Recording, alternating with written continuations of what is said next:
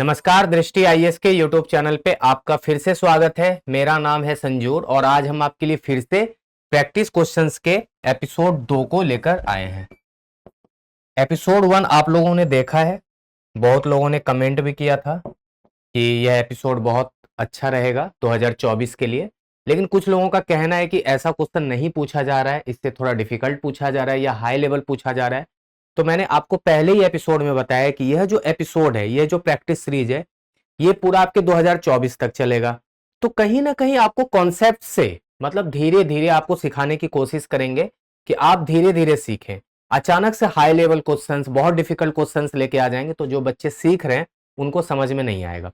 तो यहाँ पे हाई लेवल तो है, ऐसा नहीं कि बहुत आसान क्वेश्चंस है, क्वेश्चंस बहुत अच्छे हैं, हाई लेवल ही हैं, बट थोड़ा उसमें बेसिक रखा गया है कॉन्सेप्ट को देखते हुए कि कम से कम आप थोड़ा कॉन्सेप्ट सीख लें, फिर क्वेश्चंस तो आप आसानी से कर लेंगे। मैंने पहले ही बोला है कि अगर आप कॉन्सेप्ट सीख लेते हैं तो आपके लिए किसी भी क्वेश्चंस को सॉल्व करना बहुत डिफिकल्ट नहीं होगा। क्वेश्चंस कुछ भी पूछे यूपीएससी, पैटर्न से बाहर या कॉन्सेप्ट से बाहर तो नहीं पूछेगा ना, कॉन्सेप्ट या पैटर्न के अंदर ही रहेगा। चाहे लाभ हानि से पूछ ले, प्रोबेबिलिटी से पूछ ले, या किसी भी चैप्टर से पूछ ले, रीजनिंग से पूछ ले किसी भी चैप्टर से, या मैथ्स के किसी भी चैप्टर से पूछ ले, टाइम एंड वर्क हो, टाइम एंड डिस्टेंस हो, बोर्ड्स एंड स्ट्रीम हो, बट कॉन्सेप्ट से बाहर नहीं। तो आप कॉन्सेप्ट समझने की कोशिश कीजिए, क्वेश्चंस के थ्रू हम आपको कॉन्सेप्ट बता रहे हैं यहाँ पे, जिससे कि आपका कॉन्सेप्ट क्लियर हो जाए, चैप्टर को समझने की आपकी शक्ति बढ़ जाए। मतलब आप एग्जाम में सीधे देख के बता दे कि यह क्वेश्चन जो है इस चैप्टर से और इसमें ये वाला कॉन्सेप्ट यूज होगा, फिर आप कोई भी क्वेश्चंस बहुत आसानी से कर लेंगे। तो चलिए आज भी हम आपके लिए 4-5 क्वेश्चंस, 5-6 क्वेश्चंस लेकर आए हैं, जिसमें कि आपको बेसिक से लेके एडवांस लेवल तक भी बताएंगे कैसे क्वेश्चंस को सॉल्व करना है, कैसे क्वेश्चंस को अप्रोच करना है, किस चैप्टर से है, स्टार्टिंग कैसे करेंगे, क्वेश्चंस को पढ़ते समय किन किन बातों का ध्यान रखना है, इन सब चीजों से आपको अवगत कराएंगे। तो वही चीज है, प्रैक्टिस क्वेश्चंस के हम एपिसोड 2 पे चर्चा करेंगे। टॉपिक हमारा रहेगा सीसेट का, मतलब इसमें सिविल सर्विसेज एप्टीट्यूड टेस्ट में जो मैथ्स और रीजनिंग के प्रश्न पूछे जाते हैं आपके परीक्षा में, हम उसी सब क्वेश्चंस को लेकर इसमें आते हैं, ठीक है ना। तो चलिए हम सबसे पहले आज पहले क्वेश्चंस को देखते हैं। क्वेश्चन है कि जब 2 अंकों वाली प्राकृतिक संख्या के अंकों को आपस में बदल दिया जाता है तो मूल संख्या इस प्रकार प्राप्त नई संख्या के 3 गुने से अधिक हो जाती है। ऐसी कितनी प्राकृतिक संख्याएं हैं जो ऊपर दी गई शर्त को पूरा करती है, और यह भी ध्यान रखना है कि उन संख्याओं पर ध्यान नहीं देना है जिनके इकाई स्थान पर 0 है। देखिए, ऐसा नहीं है कि बहुत आसान क्वेश्चन है, अगर आप बहुत इनिशियल स्टेज में तैयारी कर रहे होंगे तो ये क्वेश्चन आपके लिए बहुत नया होगा और शायद आप लोगों ने देखा भी नहीं होगा। थोड़ा जो बच्चे जानते हैं नंबर सिस्टम को, तो उसके लिए हो सकता है ये क्वेश्चन आसान हो, तो वही आपको लगता होगा कि ये बहुत लो लेवल का क्वेश्चन है या ऐसे क्वेश्चन यूपीएससी नहीं पूछते हैं। ऐसा नहीं है, ऐसा भी क्वेश्चन पूछा गया है कुछ 1-2 साल पहले, ठीक है। तो इसमें कुछ हाई लेवल कर देते हैं कई बार कॉन्सेप्ट। अब देखिए यहाँ पे कुछ नया है कि 3 गुने से अधिक है, अब यहाँ पे बराबर नहीं है। पहले ये बोलता था कि क्वेश्चंस में कि नंबर जो है उसको फिर आपस में पलट देते हैं तो उससे वो 3 गुना ज्यादा हो जाती है, ऐसा नहीं देखा था आपने। अभी तक ये देखते थे कि इतने से बढ़ जाती है या बराबर हो जाती है, 3 गुने हो जाती है, 3 गुने से अधिक, मतलब यहाँ पे फिर ग्रेटर देन का सिंबल लगा के चलना पड़ेगा। तो थोड़ा सा नया है, आप इसको समझने की कोशिश करें। तो सबसे पहले देखिए कंडीशन भी है, पहले कंडीशन आप लोगों ने नहीं देखा होगा कि ऐसा बोल रहा हो कि इकाई स्थान पे 0 नहीं है, मतलब आप 10, 20, 30 ऐसे मतलब नहीं ले सकते क्योंकि इसके इकाई स्थान पे 0 आ जाता है। तो हम यहां पे देखेंगे कि 2 अंकों की संख्या कोई भी हो, प्राकृतिक संख्या होने का मतलब ही है कि उसमें 0 नहीं होगा, क्योंकि प्राकृतिक संख्या 1 से 9 होता है और इसी 1 से 9 से आपको संख्या बनाना है। 29 बना लेंगे लेकिन 30 नहीं बना सकते क्योंकि 1 से 9 में 0 नहीं होता। अगर आप 0 लगा देते हैं तो वो होल नंबर हो जाता है और साफ साफ कहा गया कि आपको प्राकृतिक संख्या लेना है, मतलब नेचुरल नंबर। तो मान लेते हैं कि ऐसे हम लिख लेते हैं संख्या को 10x + y। अब क्यों लिखे ऐसे तो आपको बताते हैं। कोई भी संख्या अगर आप लिखते हो तो मान लेते हैं x y के फॉर्मेट में लिख रहे हैं, x आपका दहाई अंक है और y इकाई अंक है, या 54 लिखते हैं, सपोज कर लेते हैं। तो 54 को आप बेसिकली लिखे कैसे हैं, ये 5 तो दिख रहा है लेकिन ये 5 एक्चुअल में है नहीं। 5 मतलब यहाँ पे 50 + 4, तभी तो ये 54 बना है।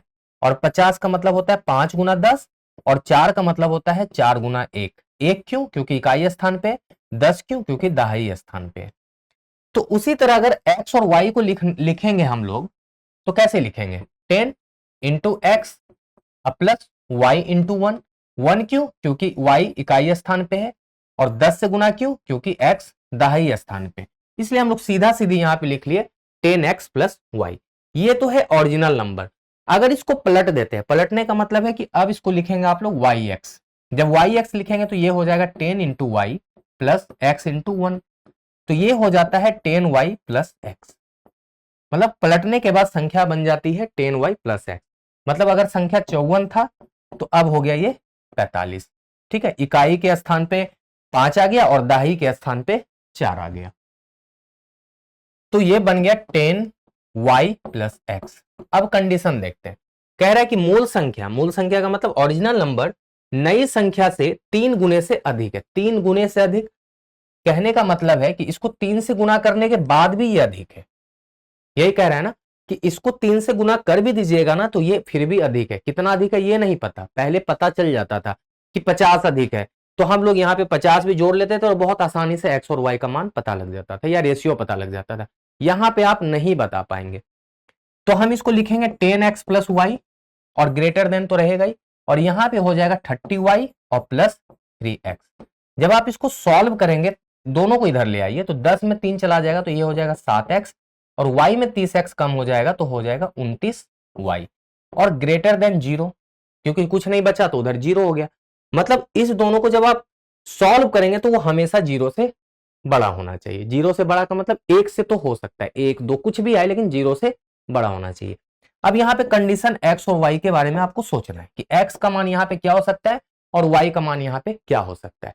अगर x और y का मान पता लग जाता है तो आप आसानी से बता देंगे कि ऐसी कितनी संख्याएं संभव है। सपोज कर लीजिए कि अगर आप यहाँ पे 29 सोच रहे हैं तो यहाँ पे कहीं ना कहीं x का मान ऐसा लीजिए कि y का मान अगर 1 भी लें, अगर मान लेते हैं हम यहाँ पे ऐसे सोचिए कि y का मान हम 1 ले लें तो y का मान 1 लेने के बाद यहाँ पे तो 29 हो जाएगा, है ना। तो कहीं ना कहीं 7x जो है ना 29 से ज्यादा होना चाहिए, 29 से ज्यादा, क्योंकि ग्रेटर देन 0 होना चाहिए ये। तो यहाँ पे हम 4 तो नहीं ले सकते क्योंकि 7 को 4 से गुना करेंगे तो 28 हो जाएगा, 28 में 29 घटाएंगे तो -1 हो जाएगा, जो कंडीशन को सेटिस्फाई नहीं करता है। तो हम यहाँ पे x का मान क्या ले लेंगे, अगर इफ लिख देते, इफ y इक्वल टू 1, यदि हम y को 1 ले लें तो x का मान आपको 5 लेना पड़ेगा। मतलब मिनिमम स्टार्टिंग तो 5 से करना पड़ेगा। 6 भी ले सकते हैं, 7 भी ले सकते हैं, 8 भी ले सकते हैं और 9 भी ले सकते हैं। देखिए 10 नहीं ले सकते, क्यों, क्योंकि आपको एक डिजिट लेना है ना, x यहाँ पे सिंगल डिजिट डिनोट कर रहा है। फिर 10 इसलिए भी नहीं लेंगे क्योंकि पहले कह दिया गया कि 0 को यूज करना ही नहीं है इस क्वेश्चन में। तो यहां पे आप देख पा रहे हैं कि x का यहाँ पे 5 मान संभव है अगर y बराबर 1 ले लेते हैं। तो हमको पूछा जा रहा है कि कितनी ऐसी संख्याएं संभव है। तो देखिए यहाँ पे तो 5 संख्याएं संभव है। कैसे, अगर x y की जगह रखे तो देखिए 51, 61, 71, 81, 91, कौन कौन सा संख्या संभव है, इधर लिख देते हैं 51, 61, 71, 81, 91, ये आप इसको लिख सकते हैं 5 संख्या। लेकिन अगर हम y बराबर 2 ले लें, अब एक बार y का मान 2 लेके चलते हैं। अगर आप y 2 ले लेते हैं तो यहां पे हो जाता है 29 गुना 2 58, कितना हो जाएगा 58। मतलब अब यहां पे जो 58 से ज्यादा सोचना है तो अब यहीं से सोच लीजिए क्या ले लेंगे, 7 गुना 7 कितना होता है 49, 7 गुना 8 56, 7 नमा 63। मतलब y 2 लेने पे एक ही मान x का संभव है 9, उसके बाद नहीं। तो हम कह सकते हैं कि एक और वैल्यू मिल गया मेरे पास, x का मान 9 और y का मान 2। मतलब मेरे पास कुल मिला के कितनी संख्याएं पॉसिबल है, 1 2 3 4 5 और 6। मतलब 6 ऐसी संख्याएं हैं जिसको अगर आप पलट देते हैं, मतलब उसको आपस में बदल देते हैं उसके अंकों को, तो वो 3 गुने से भी अधिक होती है। मतलब ओरिजिनल वैल्यू इसका 3 गुने से भी अधिक होता है। किसी एक को चेक कर लेते हैं, 51 है, ठीक है, अगर इसको पलटते हैं तो क्या हो जाता है 15, 15 को 3 से गुना कीजिए क्या होता है 45। आप देख पा रहे हैं 45, 51 अभी भी 45 से बड़ा है, 6 अभी भी बड़ा है, 6 45 6 51, तो कहीं ना कहीं 3 गुने से भी अभी मूल संख्या बड़ी है। यही तो कंडीशन है चाहे तो आप 61 में भी चेक कर लीजिए, 16 हो जाएगा, 16 गुना 3 48, 61 तो बहुत बड़ा है। 71 लेंगे तो 17 तिया 51, 81 लेंगे तो 18 तिया 54, 91 लेंगे तो 19 तिया 97, और ये 92 है तो ये हो जाएगा 29, 29 तिया 87, फिर भी अभी 5 बड़ा है। तो कुल मिला के यही ऐसी 6 संख्याएं हैं जो आपस में मतलब इस कंडीशन को सेटिस्फाई करती है। तो मेरा सही जवाब हो जाएगा ऑप्शन नंबर बी। देखिए इतना आसान क्वेश्चन नहीं था, आप जितना समझ पा रहे हैं, कुछ ना कुछ इसमें सोचना था आपको, लॉजिक लगाना था और कंडीशन को ढूंढना था खुद से। आपको यहां पे कोई भी फॉर्मूला का यूज नहीं हुआ है, बस आपके कॉन्सेप्ट का यूज हुआ है। अगर आपके नंबर सिस्टम का कॉन्सेप्ट अच्छा होगा तो आप इस क्वेश्चन को बहुत आसानी से हल कर लेंगे। चलिए अगले क्वेश्चन को देखते हैं। देखिए हम आज के सीरीज में कुछ रीजनिंग के भी क्वेश्चंस को लेंगे। मैंने पहले ही एपिसोड में आपको बताया है कि आगे वाले एपिसोड में आपको मैथ्स और रीजनिंग दोनों के प्रश्नों को हम करेंगे, और जो पूछा जाता है वही लेंगे। ब्लड रिलेशन से क्वेश्चन पूछा जाता है, डायरेक्शन से पूछा जाता है, नंबर सिस्टम से पूछा जाता है, डेटा सफिशियंसी से पूछा जाता है, प्रोबेबिलिटी से पूछा जाता है। तो हम ऐसे ही प्रश्नों को आज लेकर आए। तो चलिए अगला क्वेश्चन आप लोग पढ़िए, ब्लड रिलेशन का है, बहुत शानदार क्वेश्चन है। 3 पीढ़ियों वाले 8 सदस्यों का एक परिवार है, एकल माता पिता नहीं है, उस परिवार में एकल माता पिता नहीं है। ओ के की सास की पोती है, एल जे की भाभी या ननद है। ठीक है, यहां पे कंफर्म नहीं है कि भाभी है या ननद है। एक्चुअली इंग्लिश में एक ही वर्ड होता है, हिंदी में दोनों अलग अलग है। और पी की चाची है। आई एन की पुत्री का भतीजा या भांजा है। एम का विवाह के से हुआ है। जे एम के पुत्र की दादी या नानी है। के आई का पिता नहीं है, यहां पे ध्यान रखिएगा नहीं वर्ड है। ओ एन की बहू से किस प्रकार संबंधित है। आपसे क्वेश्चन पूछा गया ओ और एन के बीच का रिलेशन, मतलब ओ एन की क्या लगती, एन के बहू की क्या लगती है, बस यही क्वेश्चन आपसे पूछा गया है। तो देखिए सबसे पहले तो आप समझिए 3 पीढ़ी का परिवार है, 8 लोग हैं, तो 3 पीढ़ी के परिवार को आप ऐसे समझ लीजिए कि दादा पिता और पुत्र, ऐसा परिवार है। मतलब एक जनरेशन पापा से ऊपर, एक जनरेशन पापा से नीचे, पिताजी से एक जनरेशन नीचे, पिताजी से एक जनरेशन ऊपर, ऐसा एक परिवार है। उसमें एकल माता पिता नहीं है। ठीक है, ओ के की सास की पोती है, हम लोग यहीं से स्टार्ट करेंगे। ओ जो है वो किसकी पोती है, के सास की, तो ओ यहां पे पोती हो जाएंगी। पोती है तो इसको हम अभी, फीमेल है तो निगेटिव से शो करेंगे, है ना, और मेल को हम लोग प्लस से डिनोट करेंगे। के सास की, तो आप समझ लीजिए ये के है, इसकी सास, ये के है ना, ये इसकी माता हो जाएगी। के सास, तो यहां पे सपोज कर लीजिए कि इनका जो पति होगा उसी की ये माता जी होंगी, ऐसा सोच लीजिए, है ना। यहाँ पे इसका कोई ना कोई पति होगा, अभी हम ऐसे सर्कल बना दिए हैं, और यहाँ पे भी एक के की सास कोई ना कोई होंगी, आप ऐसा सोच लीजिए। के यहाँ पे फीमेल है और ओ यहाँ पे ओ नहीं है, ये एक सर्कल बनाया मैंने, वहां पे पॉजिटिव रख दिया। लेकिन यहाँ पे आप कंफ्यूज मत होइएगा, यहाँ पे ओ है, चलिए इसको हटा ही देते हैं, कहीं आप कंफ्यूज ना हो जाए। आप ऐसे समझ लीजिए ओ है ये, यहाँ पे इसके पिताजी रहेंगे, यहाँ पे के है, और ये इनकी दादी हो गई। यहां भी ओ मत बनाइए, बस यहां पे रहने दिए, दादी है तो निगेटिव से, और यहां पे प्लस कर लीजिए, क्योंकि जाहिर सी बात है जिनसे इनकी शादी हुई है वो तो मेल ही होंगे, और ये इनके पापा होंगे, ये इनकी माँ हो गई, और ये इनकी दादी हो गई। अब बस पुट करना है। यहां पे कह रहा है एल जे की भाभी या ननद है, यहां पे एल और जे की भाभी और ननद अभी नहीं रख पाएंगे, और पी की चाची है ये भी नहीं रख पाएंगे। आई एन की पुत्री का भतीजा या भांजा है, ये भी अभी नहीं रख पाएंगे, क्योंकि ओ और के दो ही यहाँ पे चीज दिया हुआ है, ओ यहाँ पे फीमेल है। एम का विवाह के से हुआ है, अब ये चीज रख पाएंगे। एम का विवाह के से हुआ है तो यहाँ पे एम हो गया, ठीक है ना, एम यहाँ पे मेल है, जाहिर सी बात है। जे एम के पुत्र की दादी नानी है, जे जो है ना एम के पुत्र, तो जे एम के पुत्र, तो अब यहां पे देखिए किसके बारे में कह रहा है, जे जो है ना वो एम का पुत्र है, तो एम का पुत्र कौन हो गया, जे। जे एम के पुत्र की दादी नानी है, सॉरी जे नहीं पुत्र है, कोई भी यहां पे एक पुत्र है तो वो एम के पुत्र की दादी नानी है, मतलब जे यहां हो जाएगा, है ना। जे एम के पुत्र की दादी या नानी है। अगर मान लेते नानी होगी तो इसकी माता होगी, और दादी होगी तो इसकी माता होगी। जे यहां पे हम लोग पहले ही निगेटिव यहां रखे हुए हैं, है ना, मतलब फीमेल है, इनका भी कोई ना कोई हस्बैंड है यहाँ पे, आप ऐसा सोच लीजिए, यहाँ पे प्लस है। अब देखिए कितने लोग हो गए, 1 2 3 4 5 और 6, 2 लोग अभी भी यहाँ पे मिसिंग है, क्योंकि 8 लोगों का परिवार है, ये भी हम लोग यूज कर लिए। के आई का पिता नहीं है, के जो है वो आई का पिता नहीं है, मतलब आई यहां पे नहीं होगा, ये तय बात है।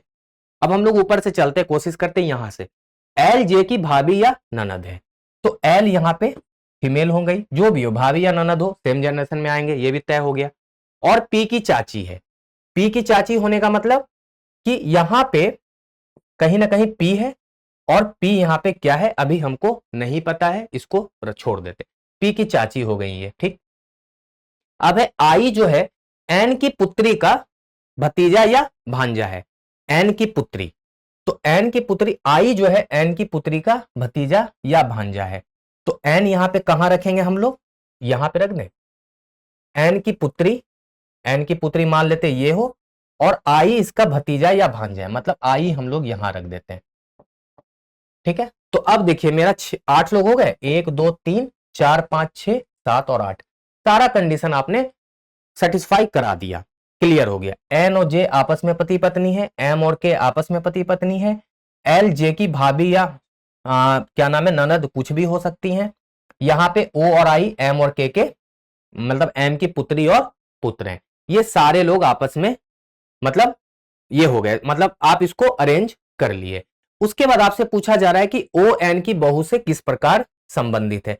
अब किसके बारे में पूछा जा रहा है, ओ एन की बहू, तो अब देखिए एन की बहू यहां पे कौन है, एन की बहू, तो एन की बहू देखिए एन यहां है, एन का पुत्र ये हो गया, इसकी बहू कौन हो गई के, तो जाहिर सी बात है सीधा सीधी आपसे पूछा जा रहा है कि ओ जो है ना के की क्या लगती है, एन की बहू कौन हो जाएगी, एन देखिए इसके इसकी मतलब ये इसका पति है एन, है ना, और ये एम क्या है पुत्र है एन का, और पुत्र की पत्नी इसकी बहू हो गई, तो ये जो के है ना और ओ इसके बीच रिलेशन आप बहुत आसानी से बता देंगे, क्योंकि एम और के पति पत्नी है, और इसको एक पुत्री और एक पुत्र है, तो जाहिर सी बात है ओ जो है ना के की पुत्री है, तो हम सीधी सीधी बता देंगे कि ओ के की बेटी है।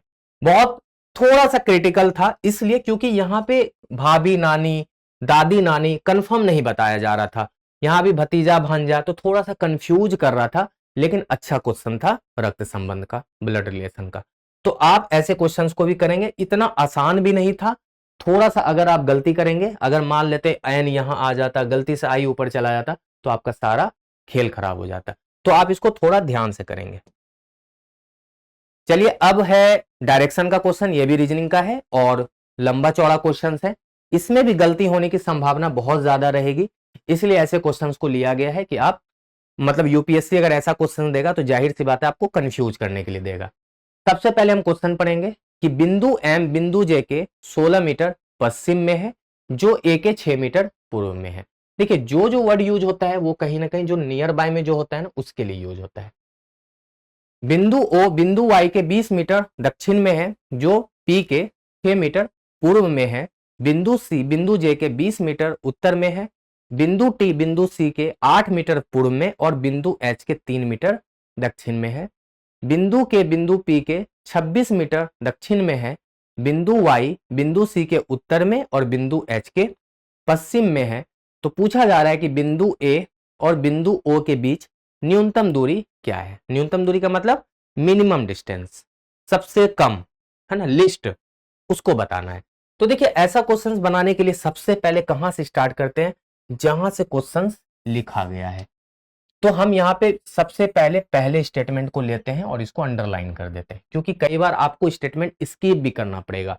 तो जो हम डायरेक्शन को जो स्टेटमेंट को हम लोग अंडरलाइन कर देंगे, मतलब इसका मतलब है कि हमने उसको यूज कर लिया है। तो बिंदु एम बिंदु जे के 16 मीटर पश्चिम में है, मान लेते बिंदु जे ये है और बिंदु एम यहां मान लीजिए ले लेते हैं, 16 मीटर इसका डायरेक्शन मान लीजिए दिया हुआ है। उसके बाद कह रहा है बिंदु जे जो है ना वो ए के 6 मीटर पूर्व में है। किसके लिए कह रहा है, बिंदु एम बिंदु जे के 16 मीटर पश्चिम में, हम लोगों ने गलत बना लिया है, बिंदु जे यहां है और बिंदु एम यहां है, क्योंकि पश्चिम इधर होता है। डायरेक्शन आपको पता है, एक बार और बता दें, ये नॉर्थ है, ये साउथ है, ये ईस्ट है, ये वेस्ट है, उत्तर दक्षिण पूर्व पश्चिम। इसलिए बिंदु एम जो है ना बिंदु जे के 16 मीटर पश्चिम में है और बिंदु जे जो है ना वो ए के 6 मीटर पूर्व में है। तो ए यहाँ पे मान लेते हैं, तो ए के पूर्व में जे हो गया 6 मीटर के डायरेक्शन में, तो इसको 10 कर लीजिए। देखिए 10 और 6 16 ही हो गया। अब बिंदु ओ और वाई अभी नहीं लेंगे क्योंकि यहाँ पे काम नहीं बनेगा। बिंदु पी के 6 मीटर पूर्व में यहां भी नहीं ले सकते। सी जे के, हाँ ये चल जाएगा। बिंदु सी जे के 20 मीटर उत्तर में, तो सी हमारा ऊपर हो जाएगा, है ना। उत्तर का मतलब जे के उत्तर 20 मीटर, तो यहां पे मान लीजिए सी है, ये 20 मीटर है, ऐसा सोच लीजिए।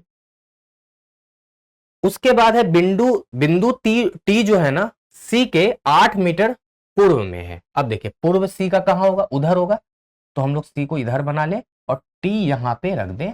कितने डायरेक्शन पे, 8 मीटर, तो यहां पे आप आराम आराम से 8 लिख दीजिए। इसको भी अंडरलाइन कर दीजिए क्योंकि आपने इसको यूज कर लिया है।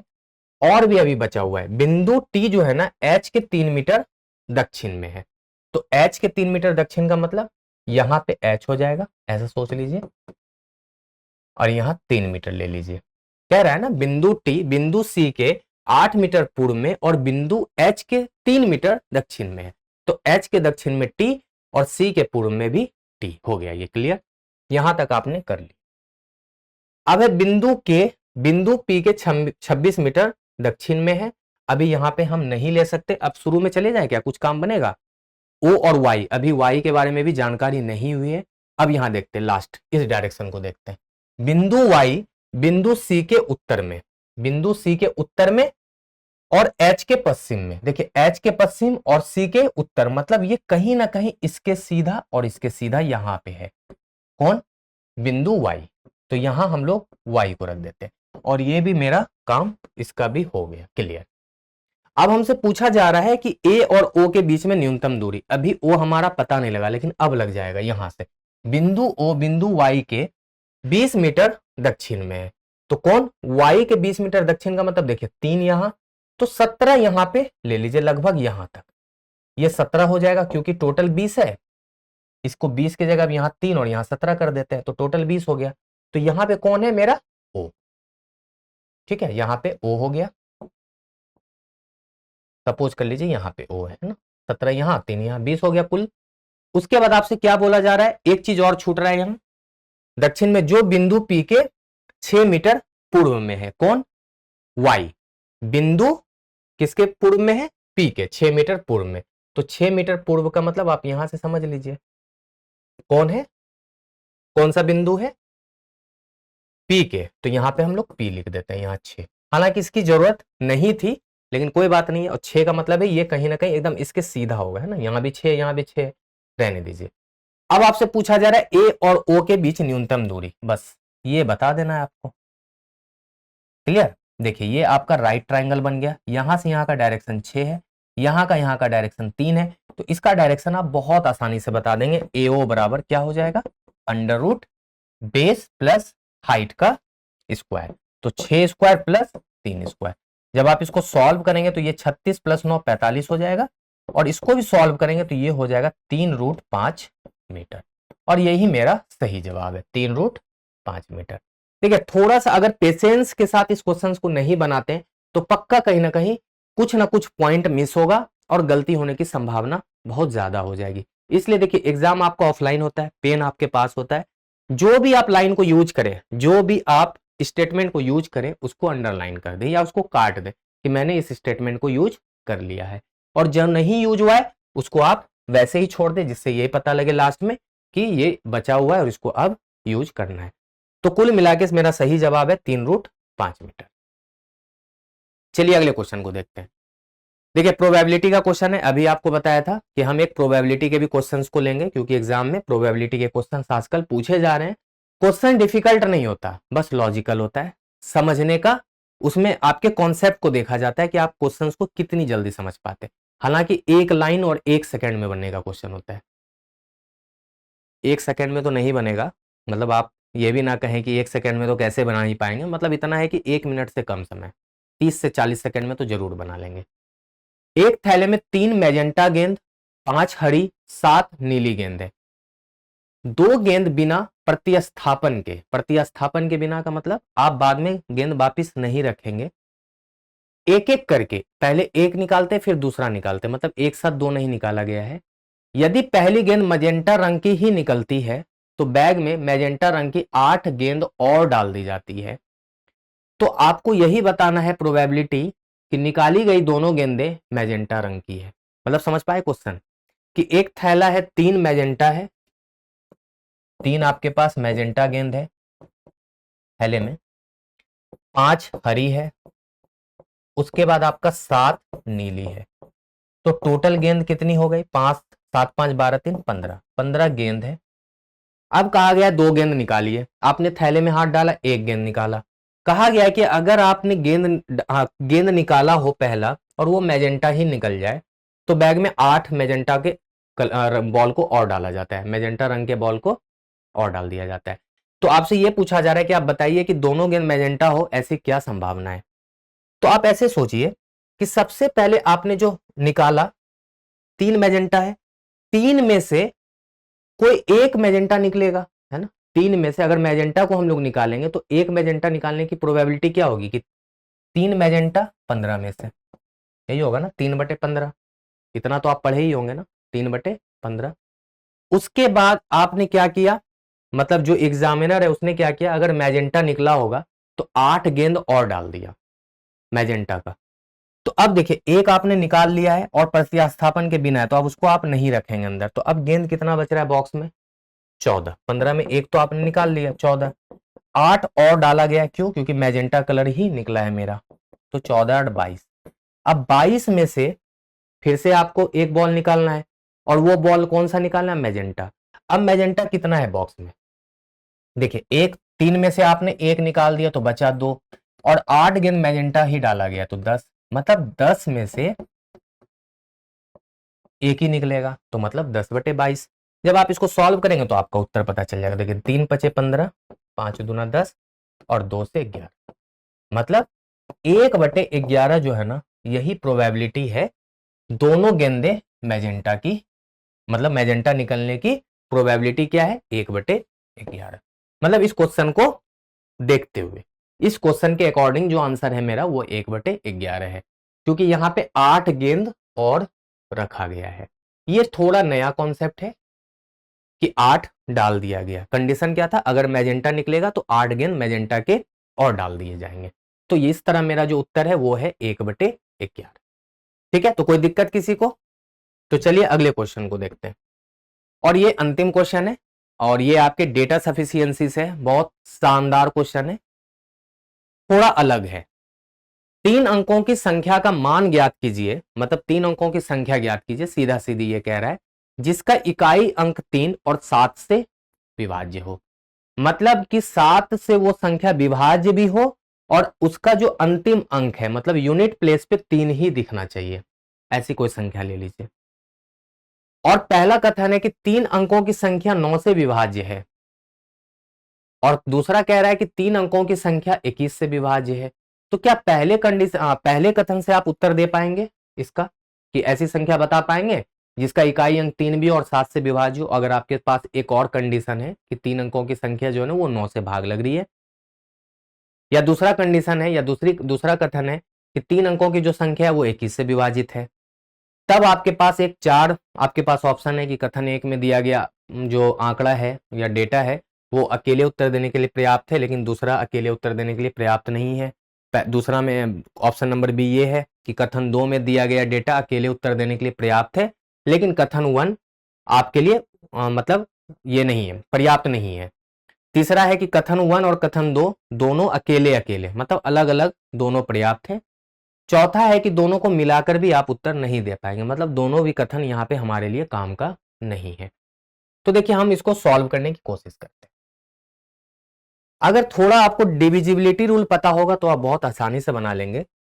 कहा गया है कि इकाई अंक 3 है, मतलब मान लीजिए एक ऐसी संख्या है जहां पे 3 तो पहले ही फिक्स है, और ये जो संख्या है वो कहीं ना कहीं 7 से भाग लग रही है, और ये संख्या कहीं ना कहीं 9 से भी भाग लग रहा है।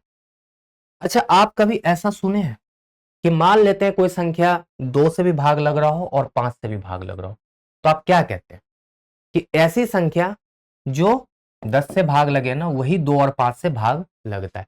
तो जब भी ऐसा होना कि एक ऐसी संख्या जो x और y से भाग लगे, तो आप सीधा कह सकते हैं कि x y का जो एलसीएम है ना वही उस संख्या को भाग कर सकता है, या एक्स वाई को आप मल्टीप्लाई भी कर सकते हैं।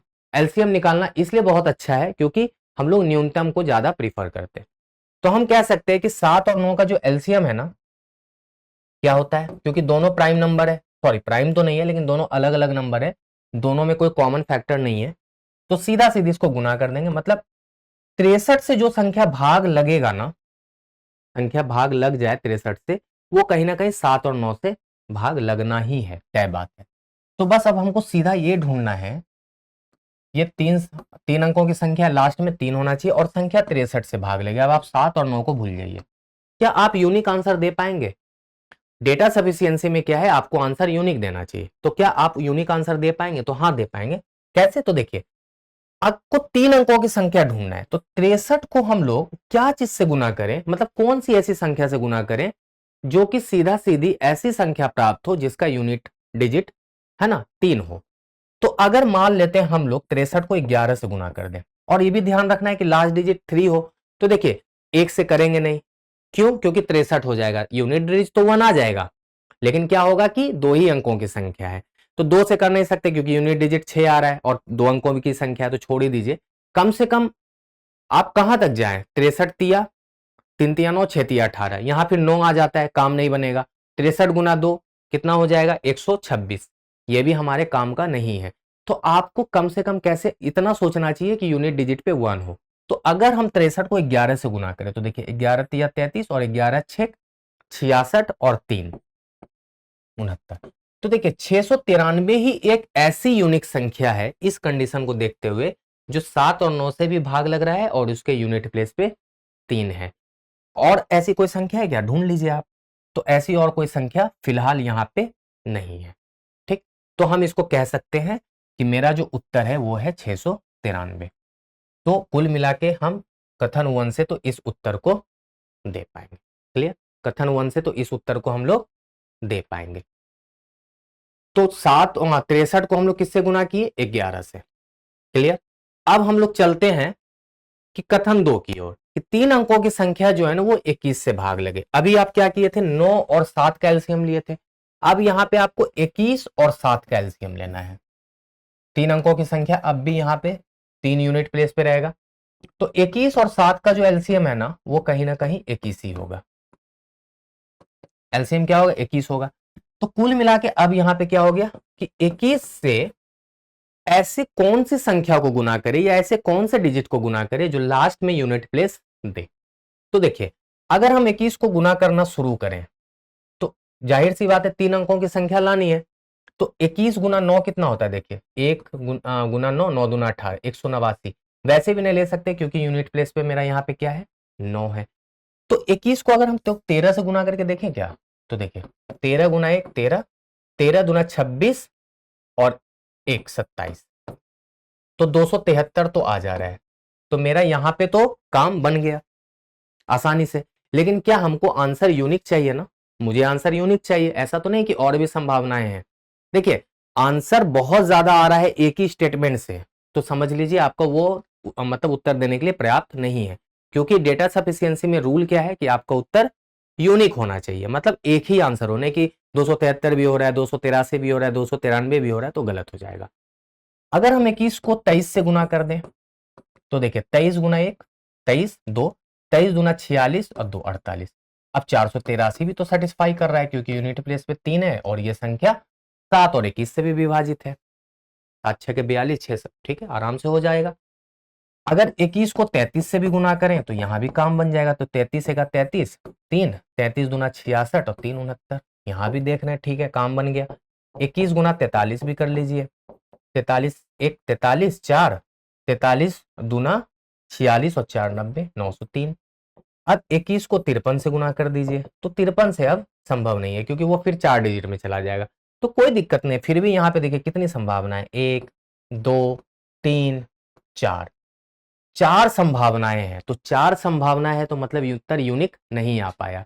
4 4 आंसर बता रहे हैं, मतलब 4 स्टूडेंट अलग अलग उत्तर दे रहे हैं।